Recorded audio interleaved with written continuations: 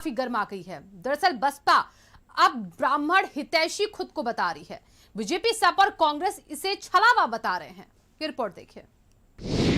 22 से पहले बसपा का दाव, 18 मंडलों में ब्राह्मण सम्मेलन। ब्राह्मण सम्मेलन पर सियासी बवाल, बसपा से सपा बीजेपी के सवाल। यूपी में विधानसभा चुनाव से पहले जातिगत आधारित राजनीति एक बार फिर से शुरू होती नजर आ रही है। 2022 में सत्ता हासिल करने के लिए बसपा प्रमुख मायावती कोई कोर कसर नहीं छोड़ना चाहती। लिहाजा यूपी की सियासी पिच पर बसपा सुप्रीमो मायावती ने एक बार फिर से दलित ब्राह्मण कार्ड चल दिया है।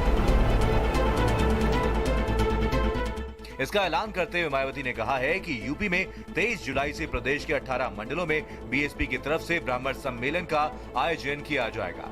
इसका आगाज अयोध्या से होगा।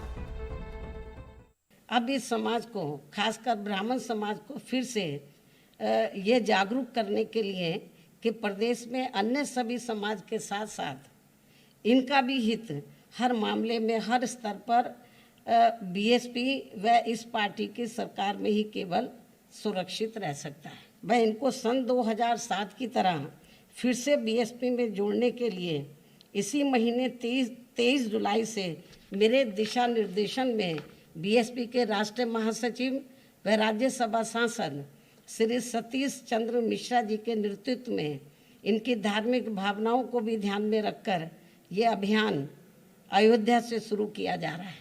22 के लिए बसपा के सियासी दाव पर बीजेपी समेत पूरा विपक्ष बिफरा पड़ा है। बीजेपी की सांसद विनोद सोनकर ने बसपा पर समाज को बांटने का आरोप लगाया और कहा कि चुनाव पास आ गया है तो बसपा को ब्राह्मण याद आ रहे हैं और जब सत्ता पार्टी थी तो कुछ नहीं किया। बहुजन समाज पार्टी अपने स्थापना काल से लेके आज तक अपने राजनीतिक लाभ के लिए समाज को बांटने का काम करना, समाज में विद्वेष फैलाना और समय समय पर इस तरह का वातावरण बनाना या ऐसी वक्तव्य देना जिससे समाज में वैमनस्यता फैले। और ये दुर्भाग्यपूर्ण है कि जब आज चुनाव सर पर है तो उनको ब्राह्मण याद आ रहे हैं। इधर सपा और कांग्रेस बसपा को बीजेपी से डरी और सहमी पार्टी बताते हुए कह रहे हैं कि तब कहां थे जब ब्राह्मणों के साथ अत्याचार हो रहा था, उन्हें मारा पीटा जा रहा था। चुनावी साल है तो याद आ रही है। बहरहाल मायावती के इस दांव से सियासी भूचाल आना संभावित है, क्योंकि 2007 में यूपी के चुनाव में 403 में से 206 सीटें जीतकर और 30% वोट के साथ सत्ता हासिल करके देश की सियासत में खलबली मचा दी थी। लेकिन बहन जी ने बहुत आते आते देर कर दी।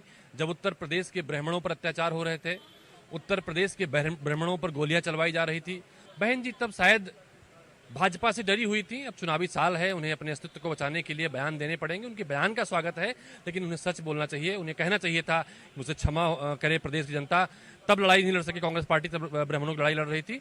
अब आई है तो ये बात साबित होती है। हुजूर आते आते बड़ी देर कर दी। आज ब्राह्मण रोजी रोटी के लिए तरस रहा है, डेवलपमेंट चाहता है ब्राह्मण, और ब्राह्मण को मालूम है कि विकास के रास्ते और सम्मान के रास्ते केवल समाजवादी पार्टी है। जहां तक बसपा का सवाल है, लोग जानते हैं कि बसपा में जिस तरीके से मंत्रियों को बनाया गया और किस तरीके से बनाया गया, उसके पीछे क्या था वो मैं कहना नहीं चाहता हूँ। आज जग जाहिर है, ब्राह्मण समदेव मार्गदर्शक रहा है, गुरु रहा है, तो वो स्वयं जानता है कि कौन सी पार्टी में उसका सम्मान है। बसपा 2007 का प्रदर्शन कोई आकस्मिक नहीं था, बल्कि उसके पीछे मायावती की सोची समझी रणनीति थी।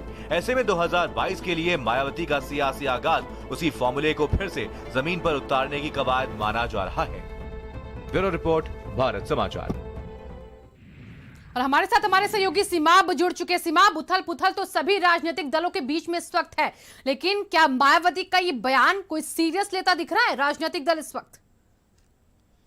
देखिए, जाहिर है कि अब चुनाव नज़दीक हैं। ऐसे में मायावती ने 2007 का जो सोशल इंजीनियरिंग फार्मूला था उसको अपनाया है, और 2007 में भी ब्राह्मण और दलित मिलकर जो है वो सरकार बनाने की बात कही थी और कामयाबी भी मिली थी। अब ऐसे में जाहिर है कि जब ब्राह्मणों की बात मायावती कर रही हैं और अयोध्या से उनका जो है अभियान की शुरुआत हो रही है, ब्राह्मण जोड़ो अभियान की 30 जुलाई से, तो जाहिर है कि जो जिस दलों में ब्राह्मण हैं उनका जो है वो आग लगना तय है। वो लोग इसीलिए जो है वो कोई दल कह रहा है कि हुजूर आते आते बहुत देर कर दी, कोई कह रहा है कि मायावती जो है वो चुनाव के समय में ब्राह्मणों के हक में आई हैं, जब तक कहाँ थी जब ब्राह्मणों के ऊपर अत्याचार हो रहा है। बहरहाल तमाम तरह के बयान आ रहे हैं, लेकिन मायावती ने अपना दांव चल दिया है और ये माना जा रहा है कि आज से चुनावी शंखनाद मायावती 2022 के लिए कर चुकी हैं और सतीश चंद्र मिश्रा के हाथ में ब्राह्मणों को मनाने की जिम्मेदारी सौंपी गई है।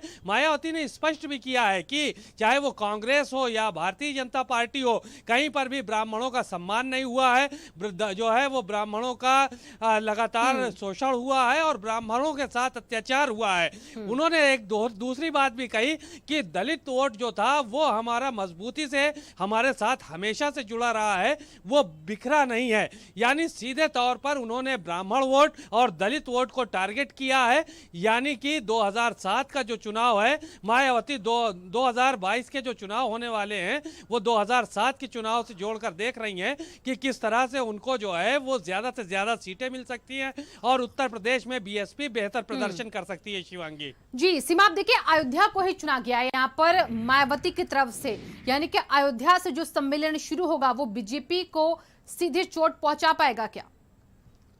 जाहिर है कि बीएसपी का कोई बड़ा गेम प्लान है और ब्राह्मणों को लेकर अयोध्या से बात की जा रही है, ताकि मायावती ने देखिए स्पष्ट कर दिया है कि हम उनकी धार्मिक भावनाओं का ख्याल रखते हुए अयोध्या से इस अभियान की शुरुआत कर रहे हैं। यानी राम मंदिर अयोध्या में है, राम जन्मभूमि अयोध्या में है। हाँ। तो इसलिए उन्होंने इस बात को कहा है कि मैं धार्मिक भावनाओं को ध्यान में रखते हुए अयोध्या से इसकी शुरुआत कर रही हूं ब्राह्मणों के जोड़ने की, और पूरा सम्मान बहुजन समाज पार्टी की सरकार बनती है तो ब्राह्मणों को मिलेगा जैसे 2007 में मिला था।